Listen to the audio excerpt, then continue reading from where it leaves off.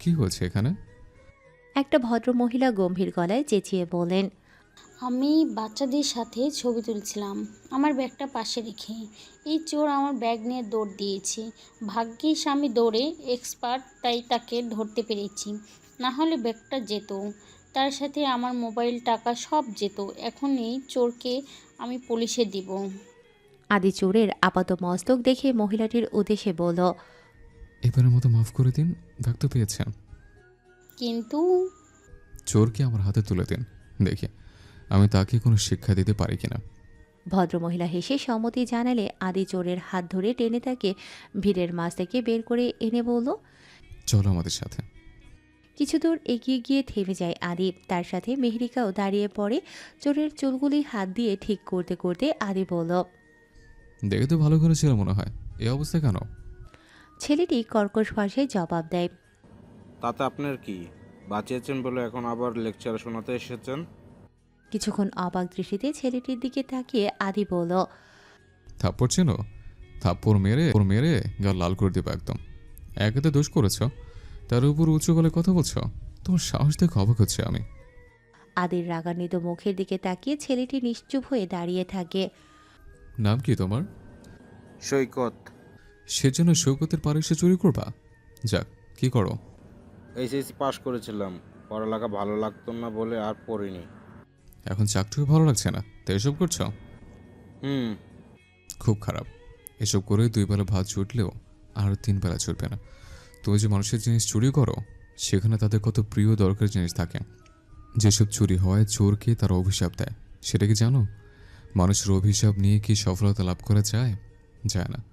তাছাড়া এখন তুমি ধরা খেলে, ওই মহিলা তোমাকে পুলিশের হাতে দিতে চেয়েছিলেন। দিয়ে দিলে কি হতো? খরচ হতো না বলো? হুম। এছাড়া কত মানুষের ভিড় হয়ে গেছিল, কতজন তোমার চিনেছে। এসব করে কি কোনোদিন লাভবান হচ্ছ বলো আমায়? সৈকত অশ্রুসিক্ত দৃষ্টিতে আদির দিকে তাকিয়ে বলল। আসলে আমি ভুল পথে ছিলাম, এসব আমার উচিত হয়নি, আর এইভাবে আমাকে কেউ বোঝায়নি। সত্যি যদি তুমি অনুতপ্ত হও, তবে আমি ধন্য। আদি পকেট থেকে মানিব্যাগ বের করে কিছু টাকা বের করে সৈকতের হাতে দিয়ে বলল। এটা আমার কথা বুঝতে পারার জন্য তোমার উপহার। না ভাইয়া। না নিলে আমি খুব রাগ করব। ঠিক আছে। যাও তুমি। এতক্ষণ দাঁড়িয়ে আদির কথা শুনছিল মেহেরিকা। এত সুন্দরভাবে গুছিয়ে সে কথা বলতে পারে জানা ছিল না তার। আদি তার কাছে এগিয়ে এসে হাত ধরে বলল। ও সরি, তোমাকে দাঁড় করে রেখেছিলাম এতক্ষণ। তোমার এত গুণ আছে জানতাম না তো। এখনো কতটুকু জানো আমায়? আমার আরও অনেক গুণ রয়েছে। আদির কথা ফিক করে হেসে ওঠে মেহেরিকা। হাসার কি আছে মেহের? বিশ্বাস হয় না? হয়তো হয়। আস্তে আস্তে সব দেখবে। হুম। কিছুক্ষণ হাঁটার পর আদির দিকে তাকিয়ে মেহেরিকা দেখল সে মুখ টিপে হেসে চলেছে। ভ্রুজোড়া কুঁচকে মেহেরিকা প্রশ্ন করল। তুমি হাসছো কেন? একটা কথা মনে পড়েছে। কি কথা? কলেজে থাকতে আমার কবিতার ডায়েরি শুরু হয়ে গিয়েছিল। পরে কলেজের ম্যাগাজিনে দেখলাম একটা কবিতা প্রকাশিত হয়েছে, যেটা আমার লেখা ছিল। কিন্তু আমি তো কোনো লেখা জমা দিইনি। তার মানে নিশ্চয়ই ওই চোর আমার লেখা কবিতা নিজের নামে চালিয়ে দিয়েছে। জানতে পেরেছিলে কে সে? হুম, প্রকাশিত কবিতার নিচেই তার নাম লেখা ছিল। নাম ছিল সৈকত। আমাদের ক্লাসের ছেলে, তাই ভাবছি সৈকত নামও সব ছেলেরা চোর হয় বোধ হয়। মোটেও না। আমাকে ওই নামের একটা ছেলে পছন্দ করতো, সে অনেক ভালো ছিল। কি করে বুঝলে? প্রেম করেছে তার সাথে? না, দেখে মনে হতো সিনিয়র ভাইয়া ছিল আমার স্কুলের। শুধু দেখে বোঝা যায় না, তার সাথে মিশলে বোঝা যায়। হুম। আবারও দুজনে চুপ হয়ে যায়। নীরবতা ভেঙে হাঁটা বন্ধ করে মেহেরিকা বলে উঠল। দাঁড়াও দাঁড়াও। কি হয়েছে? কবিতার ডায়েরি চুরি হয়েছে মানে? তুমি কবিতা লিখো? ও একটু একটু লিখতাম আর কি। ডায়েরি চুরির পর আর লেখা হয়নি। অনেকগুলো কবিতা হারিয়ে ফেলেছিলাম তো। আমাকে নিয়ে একটা লিখবে প্লিজ? মেহেরিকার কথায় তার দিকে বিস্ময় দৃষ্টিতে তাকিয়ে বলে আদি। তোমাকে নিয়ে? হুম। তোমাকে নিয়ে লেখার সাহস হবে না আমার, কেন? কারণ তুমি অনন্যা। আদির কথায় মৃদু হেসে মেহেরিকা বলল। এত কিছু শুনতে চাই না, একটা কবিতা চাই, লিখবে না? এভাবে বলে না লিখে পারি? নিশ্চয়ই লিখব। ঘড়িতে সময় রাত 11টা। সানিয়া ফোনে কথা বলছে। এতক্ষণ লেগেছে তোমার একটা মানুষ ঠিক করতে, ওই বাড়িতে পাঠানোর জন্য? যাকে, কাজটা যেন হয়ে যায়। রাখছি এখন। মেহেরিকার বাসায় তার খবর দেওয়ার জন্য সানিয়া নিজেই যেতে চেয়েছিল, কিন্তু সে গেলে বিপরীত কিছু হতে পারে, তাই অন্য কাউকে দিয়ে কাজটা করাতে চেয়েছে সে। কিন্তু এই অন্য কাউকে খুঁজতে এত দেরি হয়ে যাবে জানলে নিজেই চলে যেত। যাক, অবশেষে পেয়েছে সে কাউকে। আজ তাহলে বাসায় বিরাট ধামাকা হবে, এসব ভেবেই নিজের মনে হেসে চলেছে সানিয়া। কিরে, মেয়েরাকে কি শরীর খারাপ লাগছে? খেতেও এলো না। মায়ের প্রশ্নে আদি ফিসফিস করে জবাব দেয়। হুম, আসার সময় বমি করেছে সে। একটু আগেও বলেছিল মাথাটা নাকি অনেক ব্যথা করছে। ও, তা তো এমন ফিস ফিস করে কথা বলছিস কেন? ব্যথায় কোকড়াতে কোকড়াতে ঘুমিয়ে পড়েছে। তুমি ফিসফিস করে কথা বলো। ছেলের কথায় মৃদু হেসে সালেহা চৌধুরীও ফিসফিস করেই বললেন। এই হটপটে খাবার আছে, ঘুম ভাঙলে খেয়ে নিতে বলিস মেহেরিকাকে। বাহ মা, বাবার নিয়ম অমান্য করে তুমি আজ মেঘের জন্য খাবার নিয়ে এসছো। কই, আমার জন্য তো আনোনি? তোর জন্য তোর বোন আছে, তাই আমি কষ্ট করতাম না, বুঝেছিস? হুম। ঘুমা, আমি গেলাম। বাড়িতে কেউ আছেন? ড্রয়িং রুমে বসে টিভি দেখছিলেন কাশিম আহমেদ। এত রাতে কারো গলার আওয়াজ পেয়ে দরজার পাশে গিয়ে বললেন। কে আপনি? আমি মেহেরিকার খোঁজ নিতে এসেছি। মেহেরিকার খোঁজ, কথাটি সরিয়ে দেরি না করে কাশিম আহমেদ দরজা খুলে বলেন। আমার মেয়ে? আমার মেয়ে কোথায়? লোকটি কাশিম আহমেদের দিকে একটি কাগজ এগিয়ে দিয়ে বলেন। এখানে ঠিকানা লেখা আছে, আপনার মেয়ে ওই বাড়ির পুত্রবধূ। কাশিম আহমেদ কাগজটি হাতে নিয়ে অবাক চোখে তাকিয়ে বললেন। কিন্তু আপনি কে? এত কিছু আপনার জানার দরকার নেই, আমি আসি আজ।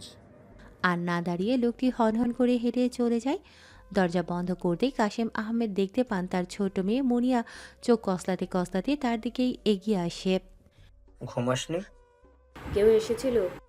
হুম, কে? একটা লোক মেহেরিকার খবর নিয়ে এসেছে। বিস্ময় দৃষ্টিতে তাকিয়ে মুনিয়া প্রশ্ন করে। কোথায় আপু? আর উনি কে? উনি কে বলেননি, তবে এই কাগজটা দিয়েছে, এতে ঠিকানা লেখা আছে।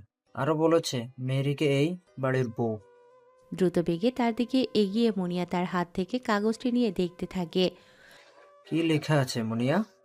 ফাতেহা গোনার চৌধুরী বাড়ি। কি বলছিস? এই বাড়ির বউ কি করে মেহেরিকা হয়? লোকটা কি মিথ্যে বলল? সেটা গেলেই বোঝা যাবে। না, আজ না, কাল সকালে যেও। আমার মেয়ে।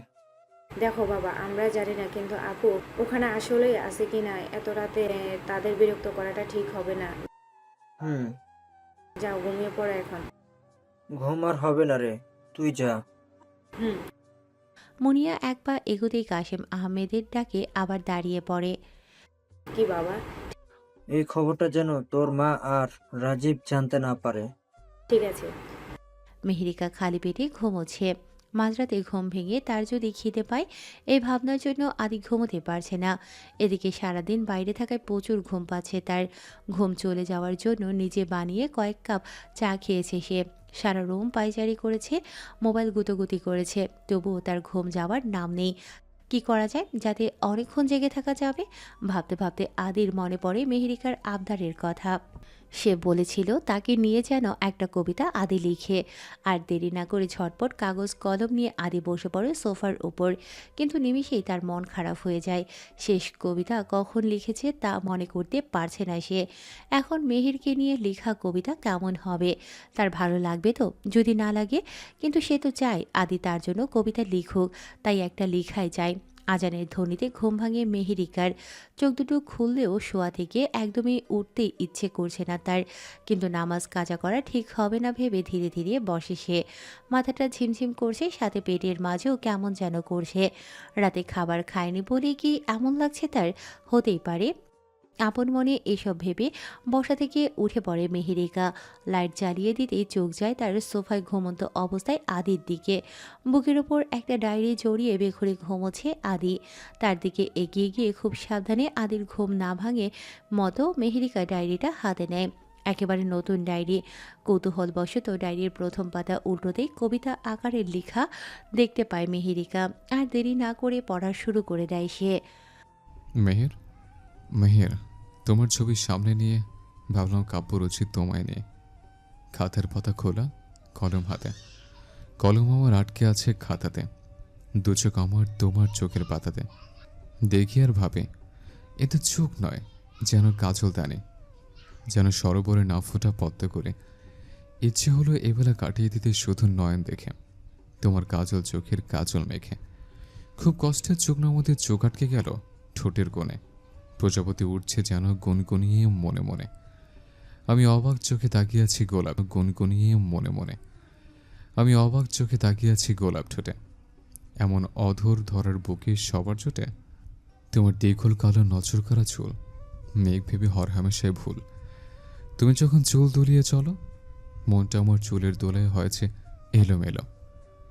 তাই তো মেহের তুমি আমার মনে ভালোবাসার বীজ করেছো বপন। ভালোবাসি, ভালোবাসি তোমায়, তোমার চোখে দেখি আমার স্বপন। ভালোবাসি মানে? আদি লিখেছে এটা, যেহেতু তার ডায়েরি সেই লিখবে। কিন্তু ভালোবাসি মানেটা কি? আদি তাকে ভালোবেসে ফেলেছি কি? না, এটা হতে পারে না। এটা শুধুই কবিতা, এর চেয়ে বেশি কিছুই নয়। আর কিছু না ভেবে যেমনভাবে ডায়েরিটা ছিল তেমনভাবেই রেখে মেহেরিকা এগিয়ে যায় ওয়াশরুমের দিকে। অজু সেরে এসে মেহেরিকা বড় গলায় বলে ওঠে। শোয়া থেকে উঠে নামাজ পড়ে নিন।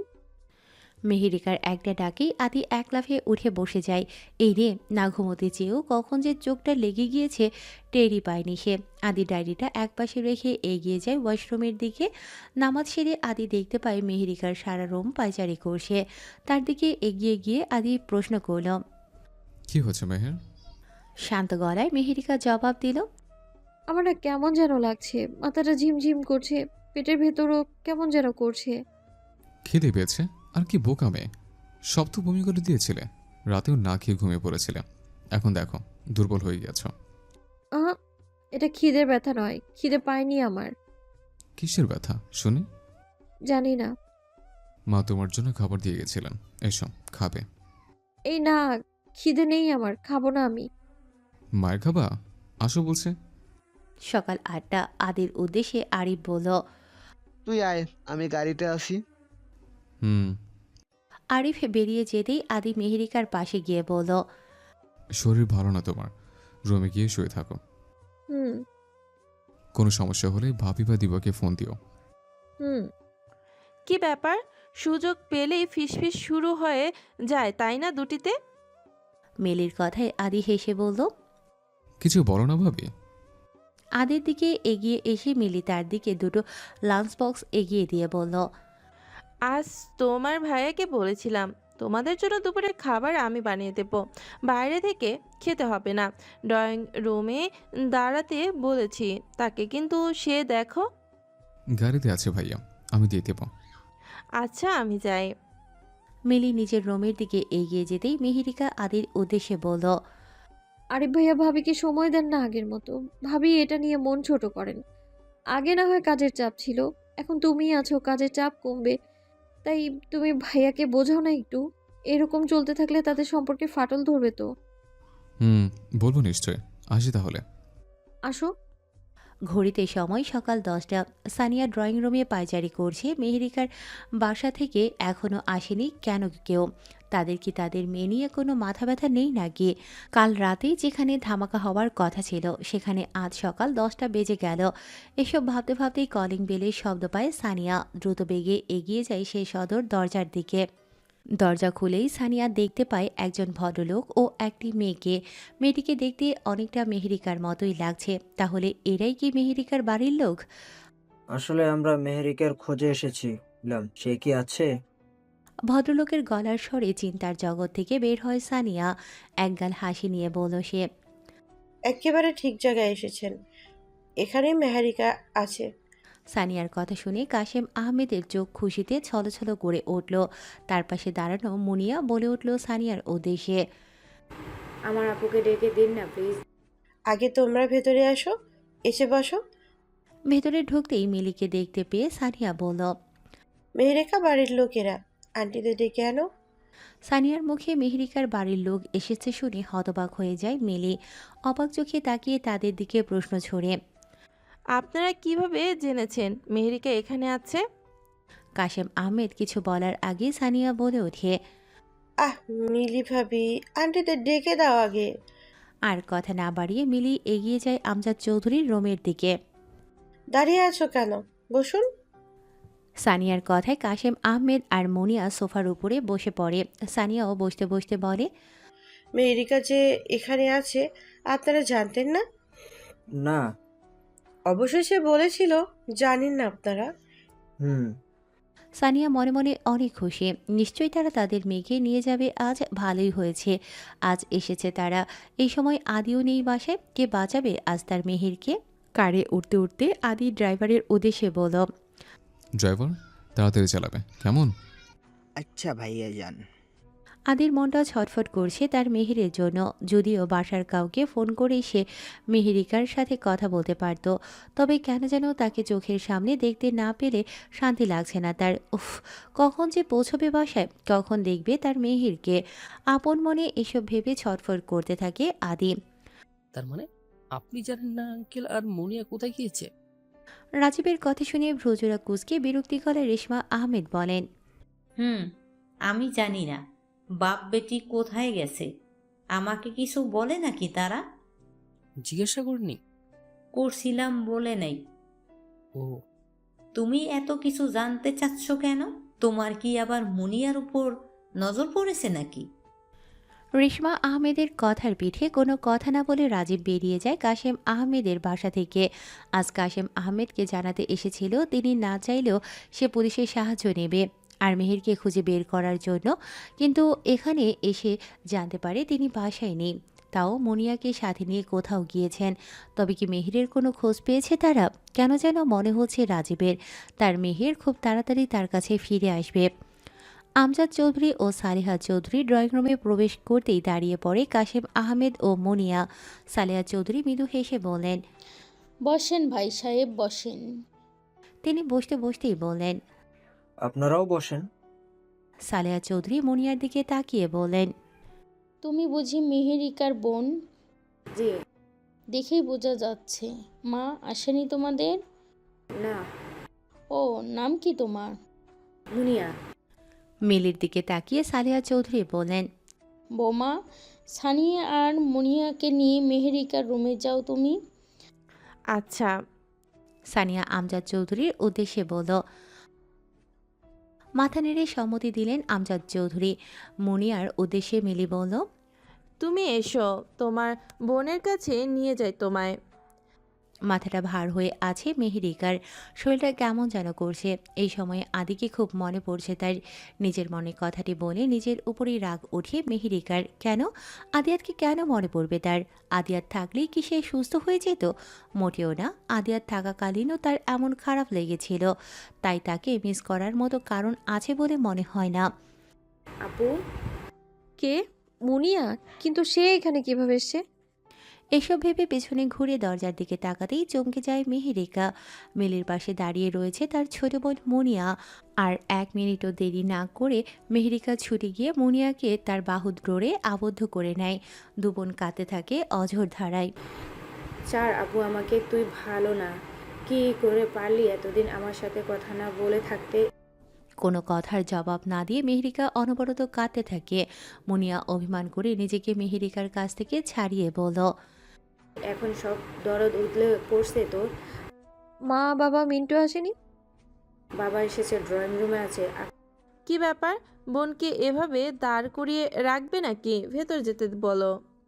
মিলির কথায় চোখের পানি মুছে মেহেরিকা বলল, ও আয় মনু, ভেতরে আয়। ভাবি তুমিও এসো। তোমরা যাও, আমি একটু চা নাস্তা ব্যবস্থা করি। এই প্রথম তোমার পরিবার এসেছে আমাদের বাড়িতে। আমি তোমায় সাহায্য করি, চলো। কোনো দরকার নেই, এমনিতেই শরীর খারাপ তোমার। এখন বোন এসেছে, গল্প করো। আচ্ছা। মেহেরিকার সাথে রুমের ভেতর প্রবেশ করে মুনিয়া চারদিকে চোখ বুলিয়ে বলল, আপু, তুই তো রাজরানী হয়ে গেলে। মুনিয়ার দিকে প্রশ্নসূচক দৃষ্টিতে তাকিয়ে মেহেরিকা বলল, রাজরানী? এত বড় বাড়ি, বাইরে দেখলাম সারি করে দাঁড়ানো গাড়ি, কিভাবে এই বাড়ির বউ হলি তুই? অবাক চোখে তার দিকে তাকিয়ে মেহেরিকা প্রশ্ন করে। তুই কি করে জেনেছিস? কাল রাতে একটা লোক এসে তোরও ঠিকানা দিয়ে যায়, তিনি বলেছেন। কে? আরে চিনি না আমরা। মেহেরিকা ভাবতে থাকে কে হতে পারে লোকটি। সে তো শুধু সালেহা চৌধুরীকে বলেছিল তার বাসার ঠিকানা, তাহলে তিনি কি? না, কী সব ভাবছে সে। উনি এমন করতেই পারেন না। কে করেছে তাহলে? এখন কি হবে? এত মিথ্যের মাঝে সত্যিটা যদি বেরিয়ে আসে তাহলে আদি সমস্যায় পড়ে যাবে। তারই কিছু একটা করতে হবে। আর কিছু না ভেবে মেহেরিকা এক পা বাড়াতেই মনিয়ার ডাকে থেমে যায়। মনু বল। রাজীব ভাইয়া ফিরে এসেছে, এবার শুধু ফিরেই আসেনি, তোর খুঁজে মরিয়া হয়ে উঠেছে। মনিয়ার মুখে রাজীবের কথা শুনে বুকটা ধক করে ওঠে মেহেরিকার। রাজীব তার খোঁজ করছে, কিন্তু কেন? তবে কি সে তার ভুল বুঝতে পেরেছে? এই আপু। মনিয়ার ডাকে চিন্তার জগৎ থেকে বের হয়ে মেহেরিকা বলল। হুম, তুই এই বাড়ির বউ কিভাবে হলি? বলবো। আগে আমাকে রাজীবকে নিয়ে বল। কি বলবো? কবে ফিরেছে আর কিভাবে বুঝেছিস সে আমাকে খোঁজার জন্য মরিয়া হয়ে উঠেছে? আচ্ছা শোন, বলছি। এতদিন মেয়ের খোঁজ করননি? আমজাদ চৌধুরীর প্রশ্নে কাশেম আহমেদ জবাব দেন। করেছিলাম। আপনার মেয়ে আমার ছেলের সাথে পালিয়ে বিয়ে করেছে, এই বাড়িতে উঠছে, এটা কতটা লজ্জাজনক বলতে পারেন? আসলে আমার এই বিষয়ে জানা নেই। মেয়ের বাবা আপনি, মেয়েকে চোখে চোখে দেখে রাখতে পারেননি? যদি রাখতেন তবে আজকে এভাবে সম্মান খোয়াতে হতো না। আমি দুই পরিবারের কথাই বলছি। আমজাদ চৌধুরীর কথা শুনে তার ছেলের হাসি দিয়ে সানিয়া বলল।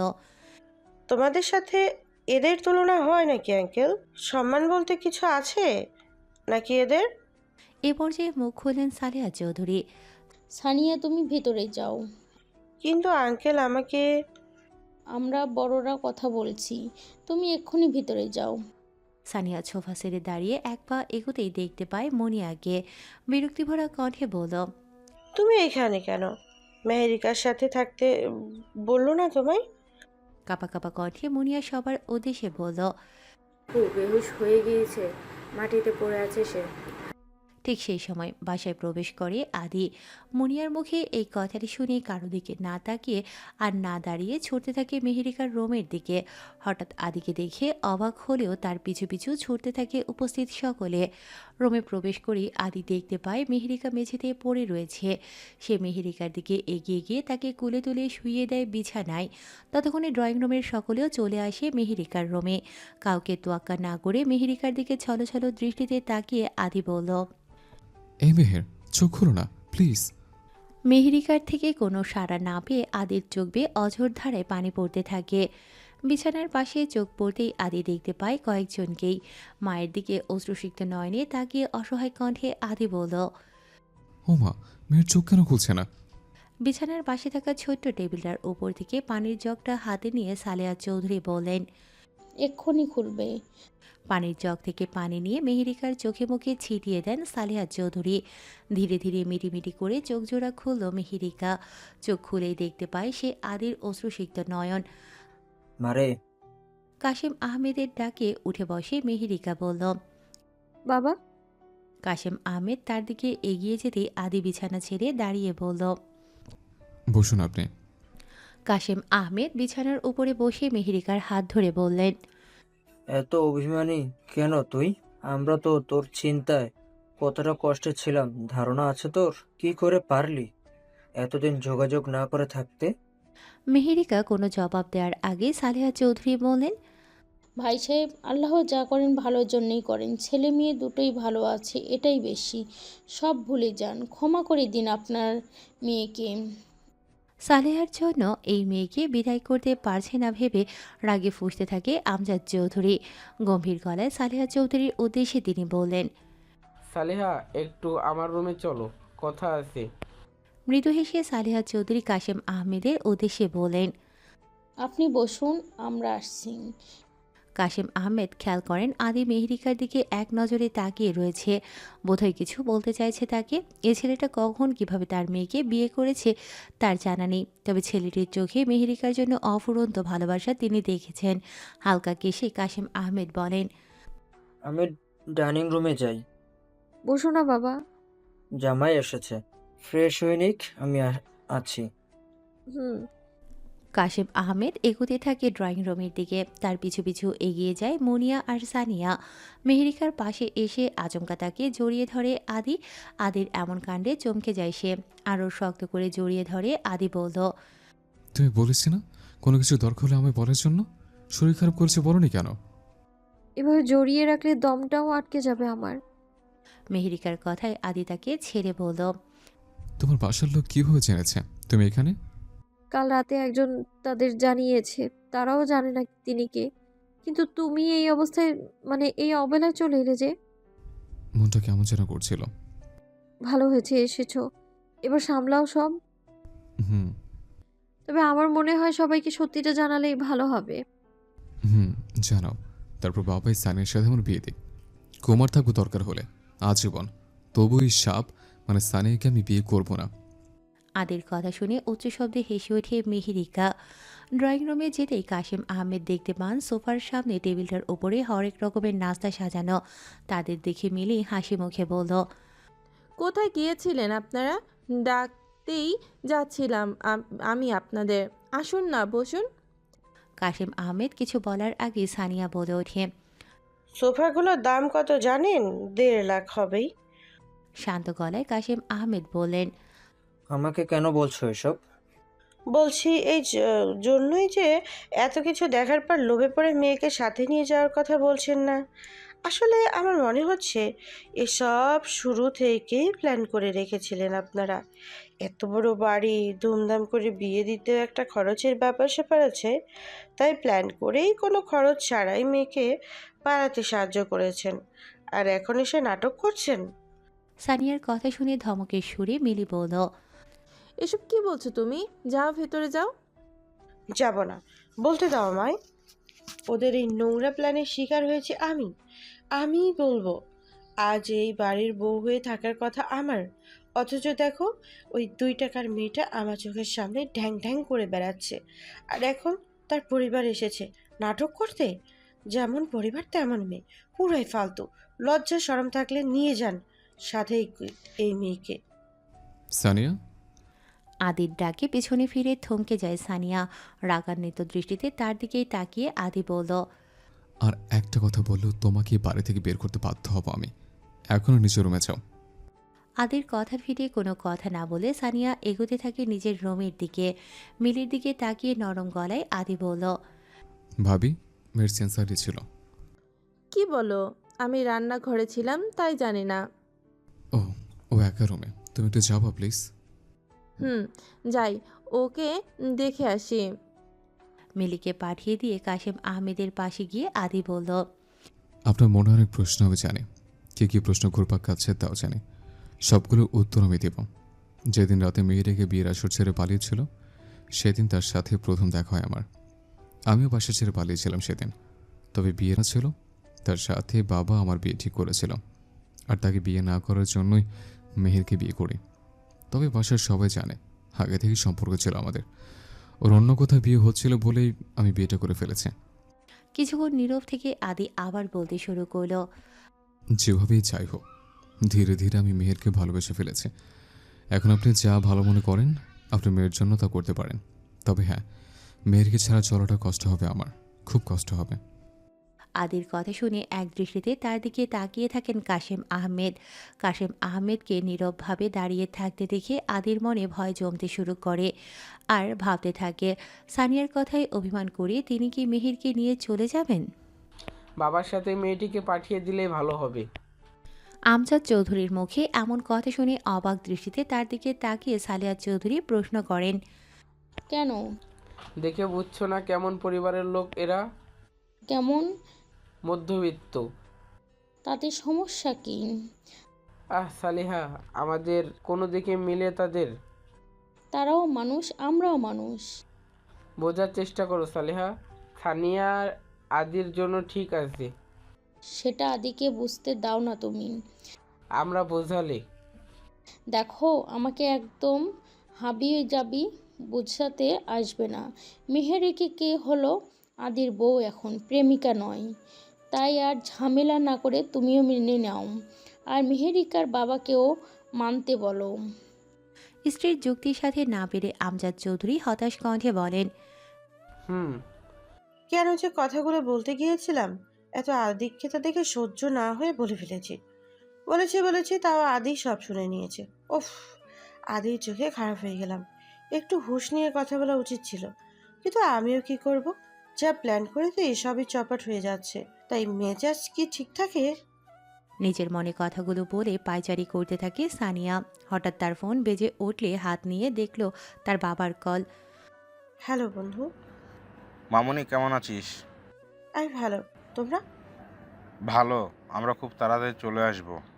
হুম। তোর জন্য কিছু লাগবে? না। মন খারাপ?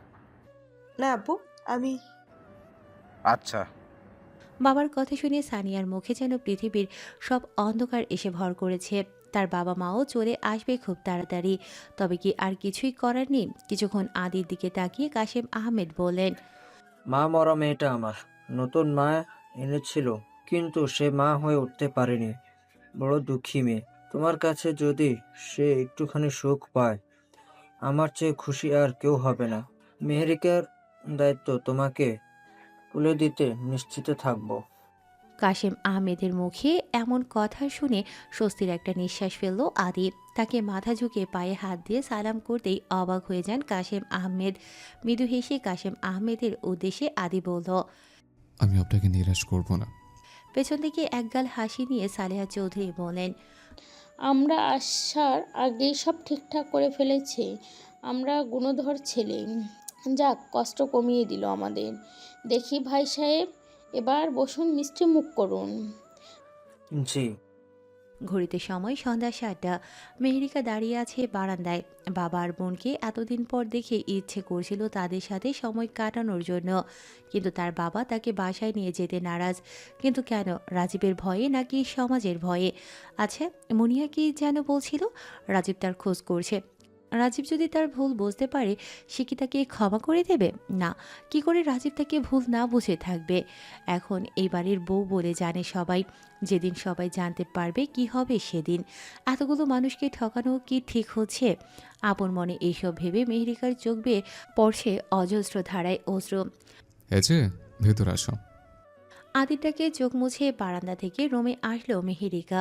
প্রশ্নসূচক দৃষ্টিতে তার দিকে তাকিয়ে বলল, বাবা আর মুনিয়া বের হওয়ার পরেই তুমি বের হয়েছো? সেই বিকেলে এতক্ষণ কোথায় ছিলে? তোমার জন্য মোবাইল ফোন আনতে গিয়েছিলাম। মোবাইল? আদি পকেট থেকে একটা ফোন বের করে মেহেরিকার দিকে এগিয়ে দিয়ে বলল, মোবাইল। এখন তোমার বাড়ির লোকের সাথে কথা বলতে পারবে। আমার সাথে পারবে যখন আমি অফিস থাকবো। না মানে কোনো দরকার হলে করবে আর কি। তারপর গান শুনতে পারবে, সেলফি তুলতে পারবে, মোট কথা গুতুগুতি করে সময় কাটাতে পারবে। মেহেরিকা মোবাইলটা হাতে নিয়ে বলল, ধন্যবাদ। আমি সব ঠিকঠাক করে দিয়েছি। নতুন সিমও আছে। বাসার ফোন নম্বর মনে আছে? হুম। গুড। তাহলে প্রথম কলটা বাসায় দাও। আর হ্যাঁ, আমার নাম্বারটা আমি সেভ করে দিয়েছি, আদিয়াত দিয়ে। মেহেরিকা মোবাইল হাতে নিয়ে প্রথম ফোনটা দেয় আদিয়াতের নাম্বারে। আদির ফোন বেজে উঠলে পকেট থেকে বের করে দেখতে পায় মেহেরিকার নাম্বার। আগেই সে সেভ করে রেখেছিল। এখান থেকে এখানে কল দেওয়ার মানে কি বুঝতে না পেরে প্রশ্নসূচক দৃষ্টিতে মেহেরিকার দিকে তাকাতেই সে ইশারায় বলে ফোনটা রিসিভ করার জন্য।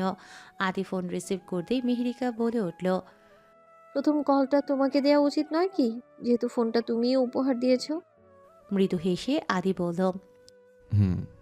মেহেরিকা বাবার নাম্বারটা ডায়াল করে এগিয়ে যায় বারান্দার দিকে। হ্যালো, কে? আমি বাবা। মেহেরিকার মা তুই? অনেক বেশি মনে পড়ছিল তোর কথা। এটা আমার ফোন নাম্বার। এখন থেকে যখনই ইচ্ছে হবে আমি ফোন দিয়ে কথা বলে নিবে। মা। আজ থেকে গেলে কি হতো বাবা? মেয়ের শ্বশুর বাড়ি থাকতে নেই রে মা।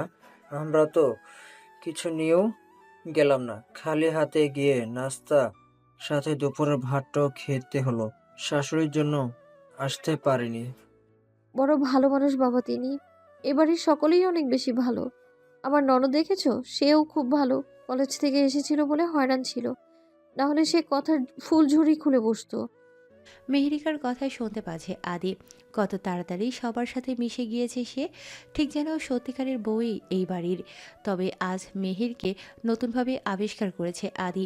মেহেরের মুখে কখনো বলতে শোনেনি তার মা নেই আর সৎ মায়ের কথা। আর এখন তার বাবাকেও বলে যাচ্ছে এ বাড়ির সকলে অনেক ভালো। এত ভালো কেন এই মেয়েটা?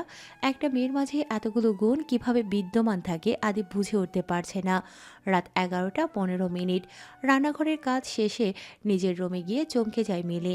বিছানায় ফুলের পাপড়ি ছিটানো, বিছানার পাশে ছোট্ট টেবিলটার উপরে অনেকগুলো রজনীগন্ধা ফুল রাখা, মেঝেতে হরেক রকমের বেলুন, আর যেটির উপর চোখ যায় তা হলো সোফার উপর রাখা একটা শাড়ি।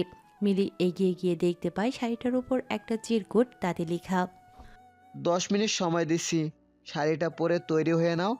অনেক দিন পর আজ আমার বউটাকে একটু অন্যভাবে দেখতে চাই। আরিফ করেছে এসব? আরিফ? নিজের চোখে বিশ্বাস করতে পারছে না মিলি। আজ কি তাদের বিবাহ বার্ষিকী নাকি তার জন্মদিন? না, কিছুই তো না। তবে কেন? এই রে, 10 মিনিট সময় দিয়েছে, এত ভেবে সময় নষ্ট করে লাভ নেই। মুনিয়ার কাছে থাকা মেহেরিকার ফোনটা বেজে উঠল। সবেমাত্র চোখটা লেগে এসেছিল মুনিয়ার, এখন নি ফোন। একরাশ বিরক্তি নিয়ে সে ফোন রিসিভ করে বলল, হ্যালো কে? নাম্বারটা কি ডিলিট করে দিয়েছো? যাক, আমি রাজীব। ডিলিট করেনি, ঘুমাচ্ছিলাম এতদিন পর শান্তিতে, তাই এত কিছু দেখতে ইচ্ছে করেনি। এতদিন পর শান্তিতে ঘুমানোর কারণ কি? মেয়ের কোনো খোঁজ পেয়েছো? রাজীবের মুখে এই কথাটি শুনে ঘুম পালিয়ে যায় মুনিয়ার।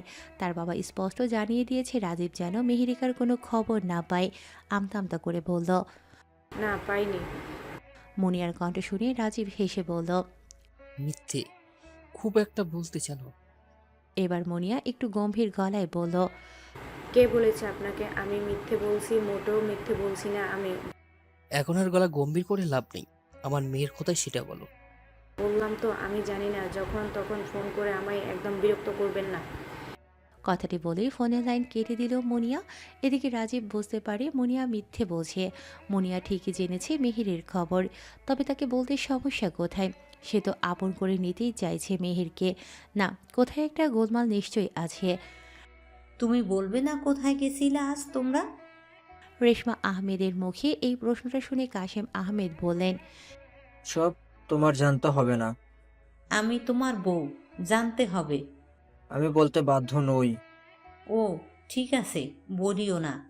তোমার আদরের ছোট মেয়ের গায়ে যখন আগুনের ছ্যাঁকা দিব, গড়গড় করে সব কথা বলে দিবে সে।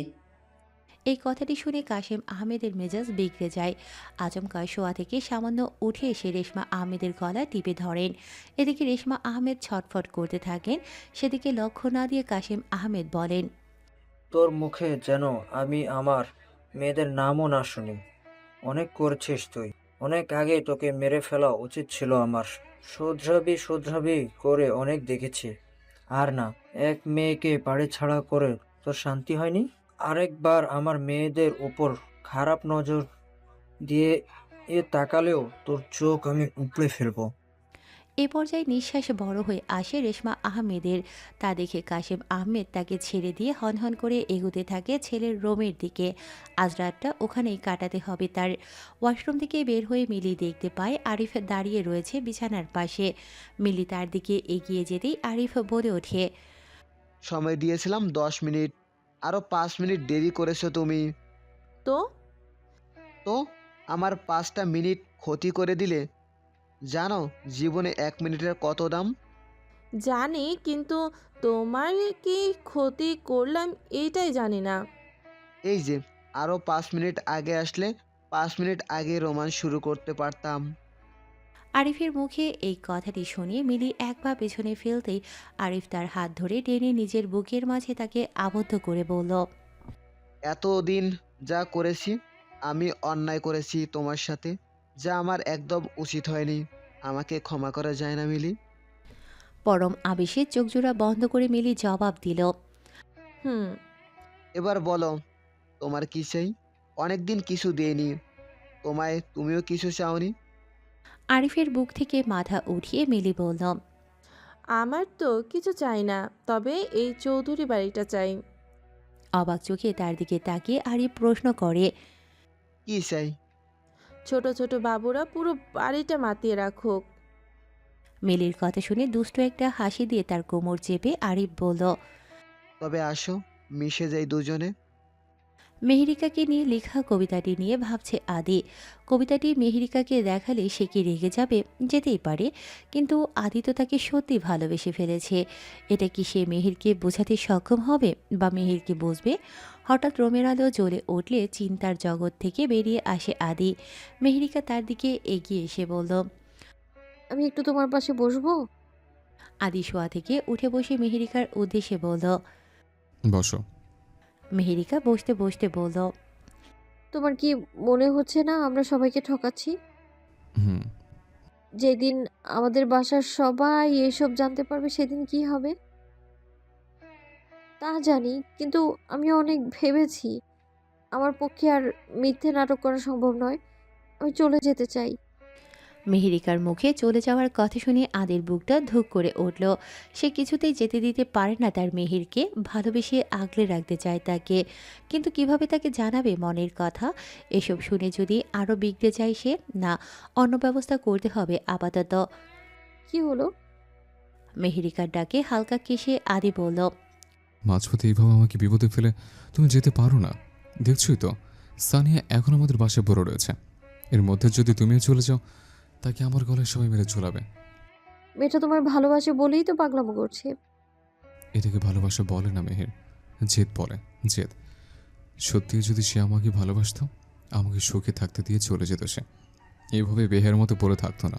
তার সাথে আমি খুশি থাকবো না জেনেও। কিন্তু কোনো কিন্তু না। যতদিন না আমি সানিয়ার কাছ থেকে পুরোপুরিভাবে মুক্তি পাচ্ছি, তুমি কোথাও যেতে পারো না। কথার খেলাপ তুমি করতে পারো না মেহের। আর যদি প্রমাণ হয় সানিয়া তোমায় সত্যিই ভালোবাসে, তোমার জন্য নিজেকে পরিবর্তন করছে? ছোট্ট একটা নিঃশ্বাস ফেলে আদি বলল, সেদিন আমি ওকে মেনে নেব। সকাল 8টা। অফিস যাওয়ার সময় মেহেরিকাকে দেখতে না পেয়ে আদি নিজের রুমে যায় মেহেরিকার খোঁজে। রুমের ভিতর প্রবেশ করতেই বাথরুম থেকে মেহেরিকার বমি করার শব্দ পায় সে। তড়িঘড়ি করে এগিয়ে গিয়ে বাথরুমের দরজায় কড়া নাড়তে নাড়তে বলল আদি। মেহের, এই মেহের, ঠিক আছো তুমি? কোনো সাড়া না পেয়ে কিছুক্ষণ নীরব থেকে আবার আদি বলল, মেহের, দরজা খোলো। মেহেরিকার মাথাটা ঝিমঝিম করছে, মনে হচ্ছে এক্ষুনি পড়ে যাবে সে। কোনো মতে নিজেকে সামলিয়ে বাথরুমের দরজা খুলতেই সেখানে ঢুকে পড়ে আদি। তুমি এভাবে ঢুকে পড়লে কেন? বাইরে যাও। আমি বাথরুমের মানে মেঝে থেকে বমিগুলো পরিষ্কার করে আসছি, তুমি যাও। আমি করে দিচ্ছি, তুমি যাও। আরে না, তুমি কেন? এই আর এমন কি মেহের, পানি ঢেলে দিলেই হয়ে যাবে, যাও তো। মেহেরিকা বের হয়ে এসে বিছানার উপর হেলান দিয়ে বসলো। কাল রাতে পরিবার, রাজীব সবাইকে নিয়ে ভাবতে ভাবতে একটুও ঘুম হয়নি তার, তাই এখন শরীরটা আরও খারাপ লাগছে। আদি ওয়াশরুম থেকে বের হয়ে বলল, আজ অফিসে যাব না, ভাইয়াকে বলে আসি। কেন? ডাক্তার কাছে যাব তোমাকে নিয়ে। শান্ত গলায় মেহেরিকা বলল, কালও চলে এসেছো তুমি অফিস থেকে। এরকম এমনটা করলে বাবা রাগ করবে তো। তাছাড়া আরিফ ভাইয়াও তো কাজের চাপ থেকে বের হতে পারবেন না। কিন্তু কোনো কিন্তু না, আমার কিছুই হয়নি। কাল রাতে ঘুম কম হয়েছে বলেই একটু খারাপ লাগছে। এরকম শরীর খারাপ ঘুম না হলেই হয়। আগে হতো? হুম। ঘুম হয়নি কেন? দেরি হচ্ছে তো তোমার। আচ্ছা, যাচ্ছে। তবে আজ রাতে আমার সাথে ডাক্তার কাছে যেতে হবে, বলো যাবে? হুম। আদি বের হতেই মেহেরিকা ফোন হাতে নিয়ে ডায়াল করে তার নিজের ফেলে আসা সেই নাম্বারে। কাল রাতেই জেনেছে ওটা এখন মুনিয়ার কাছে থাকে। হ্যালো মনু। আফু, তুই এত সকালে? আমার মোবাইল থেকে আনিকার নাম্বারটা দে তো। আনিয়ার বফের বন্ধু হলো রাজীব। আপু কি কোনোভাবে রাজীব ভাইয়ার সাথে যোগাযোগ করতে চাইছে? কি হলো মনু? মেহেরিকার ডাকে চিন্তার জগৎ থেকে বের হয়ে মুনিয়া বলল, আফু, তুই কি রাজীব? আমি আনিকার সাথে কথা বলতে চাই। আর আনিকাকে নিষেধ করলে কখনো সে আমার সাথে আমার কথা রাজীবকে জানাবে না। তুই নাম্বারটা নিয়ে আমায় সেভ কর। ঠিক আছে। কি ব্যাপার পিকু, তোমার খোঁজ পাওয়া যাচ্ছে না আজকাল? বিয়ের ভয়ে চুপ হয়ে আছো নাকি? দিবার কথায় হালকা কেশে পিকু বলল, কি যে বলো না বেবি, তুমি কাজের চাপে আছি একটু। আমার বাসায় কবে প্রস্তাব নিয়ে আসবে বলো? খুব তাড়াতাড়ি আসবো, একটু কাজের চাপটা কমো কেমন? হুম। গাল ফুলিয়েছো? না। ঠিক তো? হুম। এই তো ভালো বেবিটা আমার। আচ্ছা আমি ব্যস্ত আছি, এখন রাখি ফোনটা। ঠিক আছে। মুনিয়া আনিকার নাম্বার সেন্ড করতেই মেহেরিকা ডায়াল করে সেই নাম্বারে। কিছুক্ষণ রিং হওয়ার পর ওপাশ থেকে রিসিভ করে বলল, হ্যালো, কে? আনিকা। এতদিন পরেও এই কণ্ঠটা চিনতে ভুল করেনি আনিকা। খুশিতে বলে উঠল সে। মেহেরিকা, তুই? চিনতে পেরেছিস তাহলে? কেন চিনবো না? কোথায় আছিস তুই? কেমন আছিস? আর এতদিন যোগাযোগ কেন করিসনি? আর তোর বাবা জানে তোর কথা? আস্তে আস্তে এত প্রশ্ন একসাথে করলে কোনটা রেখে কোনটার উত্তর দেব? সবগুলো দে হারামি। আচ্ছা শুন, ভালো আছি আমি। চৌধুরী বাড়িতে আছি ফাতেহার ঘোনার। বাবা কাল জেলে জেনেছে আমার কথা। ওখানে কি করে? বাড়ির ছোট ছেলের বউ হই। মানে? সেই অনেক কথা রে। তোর কাছে একটা অনুরোধ আছে। রাজীব যেন আমার কোনো খবর জানতে না পারে। এবার বল তোর কি খবর? রহমান ভাইয়া কেমন আছে? ভালো আছে। 2 দিন পরেই আমাদের বিয়ে। তোর কথা বড্ড মনে পড়ছিল। কি বলিস, তোদের বিয়ে? আমি তোর শ্বশুরবাড়ি যেতে পারবো। কালকে দাওয়াত দেব। তোর বরকে দেখবো আর তোর কাহিনী শুনবো। কেন আসতে পারবি না? আসিস। তাহলে আজ বিকালে আসবো। বিয়ের তো আর দেরি নেই। সমস্যা হবে না তোর? দেখ, কিসের সমস্যা?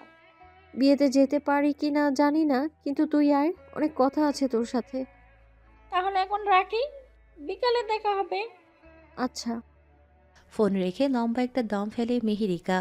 রায়হান আর আনিকার বিয়ে হবে। তাদের প্রেম সফলতা পেতে চলেছে, কিন্তু তার আর রাজীবের বিয়েটা হতে হতেই ভেঙে গেল। এমন একটা দিন চলে এসেছে, সে আর বেস্ট ফ্রেন্ডের বিয়েতেই যেতে পারবে না, তাও রাজীবের জন্য।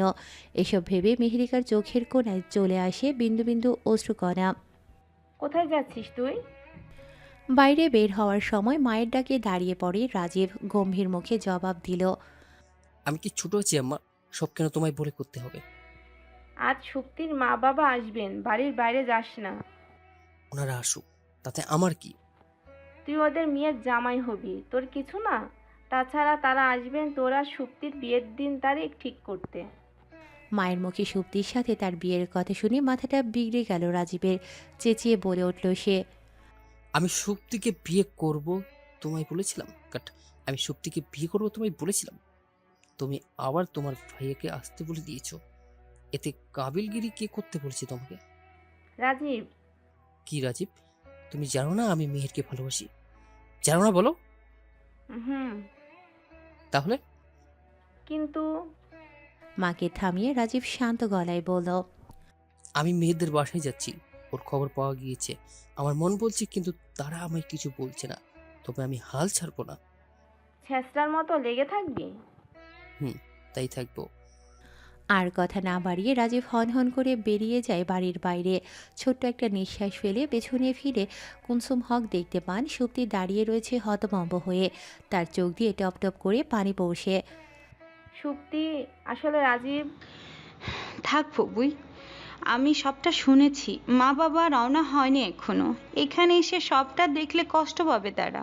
আমি বরং তাদের নিষেধ করি আসতে। কথাটি বলে সুপ্তি ধীরে ধীরে এগোতে থাকে নিজের রুমের দিকে। মেহেরিকা।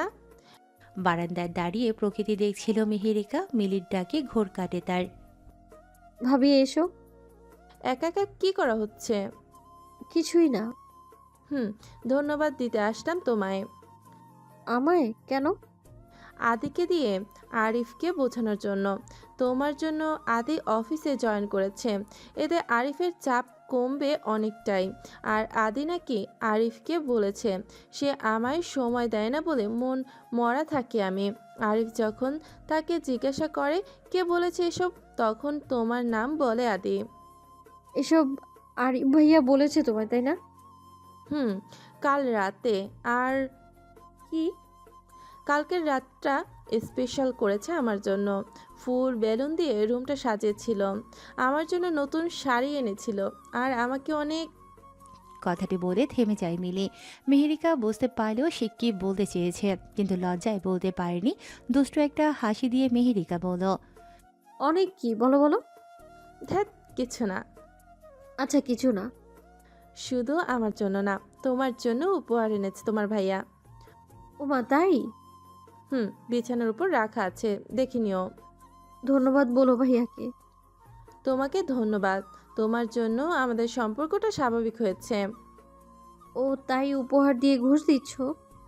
মেহেরিকার কথা শুনে উচ্চ শব্দে হেসে ওঠে মিলি। তার সাথে তাল মিলিয়ে সে নিজেও হেসে চলেছে। আপনি কি চাইছেন বড় ধরনের কোনো ঝামেলা করি আমি? রাজীবের কথা শুনে শান্ত গলায় কাশেম আহমেদ জবাব দেন, সব ঝামেলা তুমিই করছো, আরো কি বাকি আছে? এত কথা না বলে বলুন, আমার মিহির কোথায়? তোমার মেহের? আমার মিহির। সে আর তোমার মেহের নেই। কাশেম আহমেদের কথা শুনে রাজীবের মাথায় যেন আকাশ ভেঙে পড়ল। অবাক চোখে তাকিয়ে এসে জিজ্ঞাসা করে, কি বলছেন কি এসব? যা বলছি সত্যি বলছি, এত অবাক হওয়ার কি আছে? বিয়ের আসর ছেড়ে না পালালে সেদিনই তার বিয়ে হয়ে যেত, অথচ সেদিন তুমি জানতে সব, তবু কিছু করনি।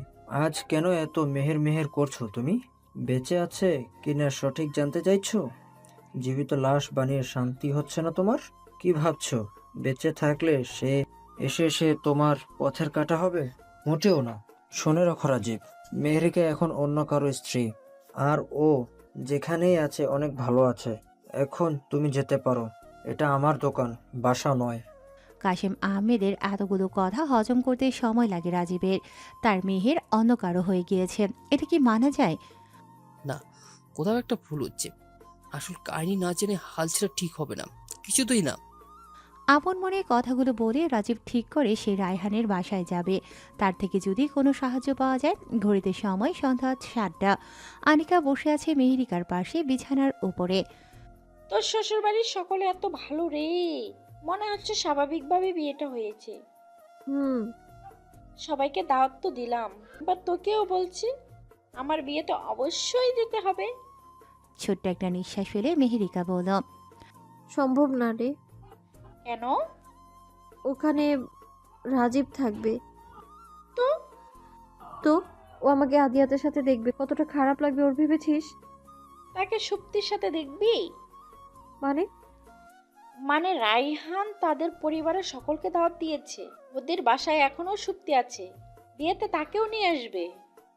বিয়ে হয়েছে তাদের? রাইহানের কাছে শুনলাম সামনেই বিয়ে। তাছাড়া রাজীব ভাই তোকেও বলেছিল তিনি সুপ্তিকে বিয়ে করবেন, বলেনি?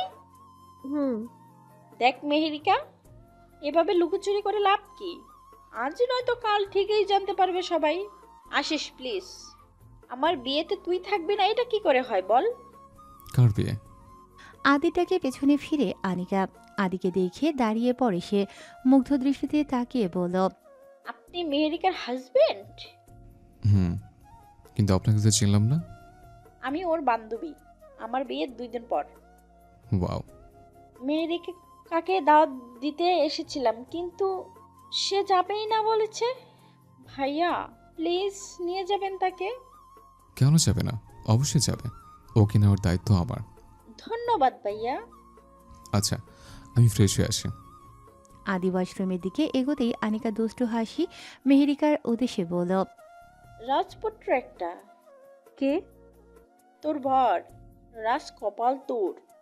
তার ছেলের হাসি দিয়ে মেহেরিকা বলল, আমার আর কপাল। নিজের রুমে বসে রায়হানের সাথে কথাগুলো ভাবতে থাকে রাজীব। রায়হান বলেছে মেহেরের কোনো খবর আনিকা জানে না।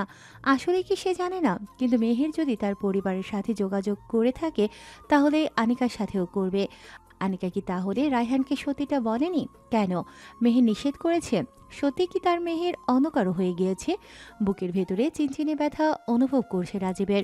একটা ভুলের শাস্তি এভাবে পেতে হবে ভাবেনি সে। এমন কেন জীবনটা? সব পেয়েও হারালো, আবার পেতে পেতেও হারালো সে। আপন মনে কথাগুলো ভেবে রাজীবের চোখ ছলছল করে ওঠে। আসবো? সুপ্তির ডাকে আঙুল দিয়ে চোখের কোণে জমে থাকা পানি মুছে রাজীব বলল, তুই আবার কেন এসেছিস?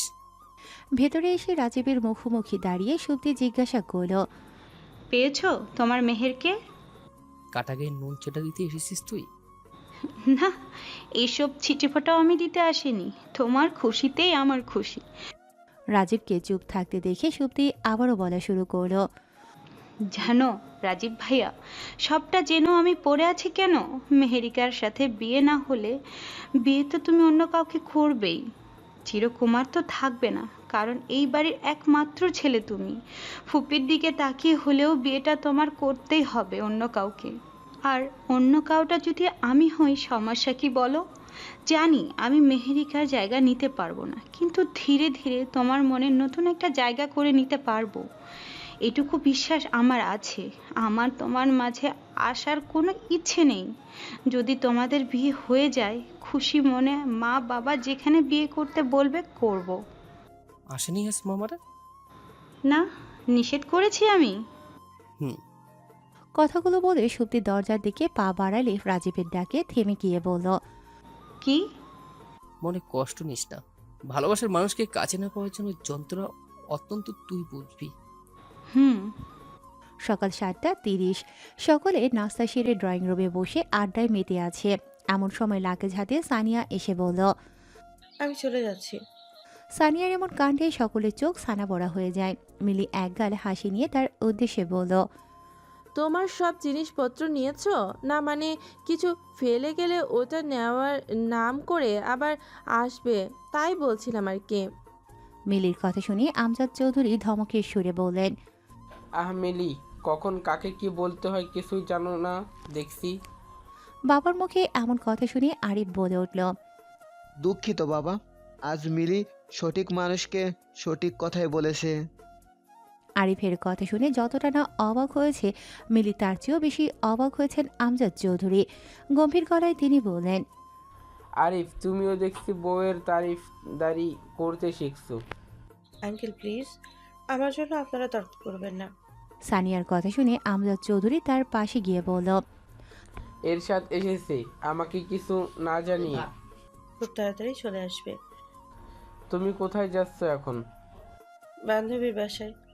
আমার এত বড় বাড়ি থাকতে তুমি? অনেকদিন ছিলাম আঙ্কেল, আজ আসি। এখানে আর থাকতে ইচ্ছে করছে না। ঠিক আছে, তুমি যা ভালো মনে করো। আমজাদ চৌধুরী আর কোনো কথা না বলে এগিয়ে যায় নিজের রুমের দিকে।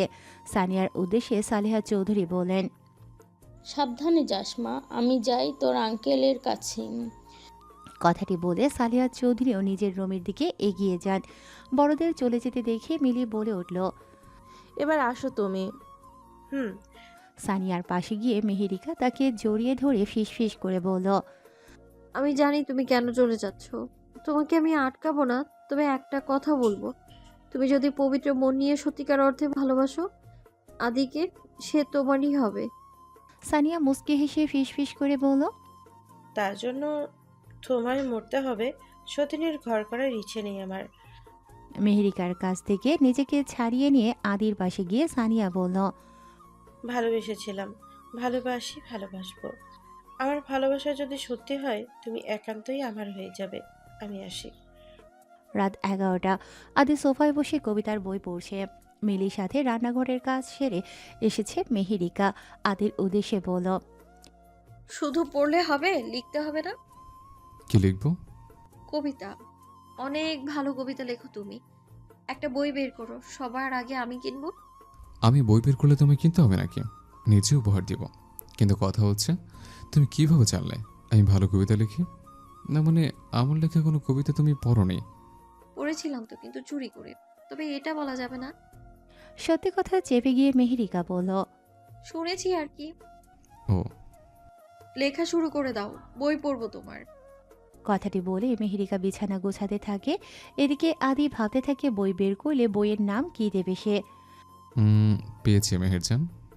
আদির প্রথম প্রকাশিত বইয়ের নাম হবে মেহেরজান, যেখানে তার মেহেরকে উৎসর্গ করেই সব কবিতা লেখা থাকবে। আপন মনে এসব ভেবে হেসে চলেছে আদি। এই যে মেহেরিকার ডাকে আদি বলে ওঠে। আজ সানিয়া চলে গিয়েছে। যাওয়ার সময় কি বলেছে মনে আছে? একান্ত করে তোমায় পেতে চায় সে। তার মানে ও তোমায় সত্যিই ভালোবাসে। একটা কথায় কি ভালোবাসার প্রমাণ হয় মেহের? হয় না? না, অপেক্ষা করো, নতুন কোনো প্ল্যান করে আবার সে আসবে। হুম কাল আনিকের গায়ে হলুদ না? হুম শপিং মলে নিয়ে যাবো তোমায় বিকেলে। কেন? বারে, আনিকার জন্য উপহার নিবে না? তাছাড়া তোমার নিজেরও কেনাকাটা করা উচিত। বান্ধবীর বিয়ে বলে কথা। আমি যাব না, কেন? ভালো লাগছে না। আমি কিন্তু আনিকাকে কথা দিয়েছি, তোমায় নিয়ে যাব। ঘুম পাচ্ছে আমার। আর কোনো কথা না বলে লাইট বন্ধ করে মেহেরিকা শুয়ে পড়ে। আদি বুঝতে পারে না মাঝে মাঝে কি হয় এই মেয়ের। মিলি রুমে ঢুকতেই তাকে টেনে নিজের বাহুডোরে আবদ্ধ করে নিল আরিফ।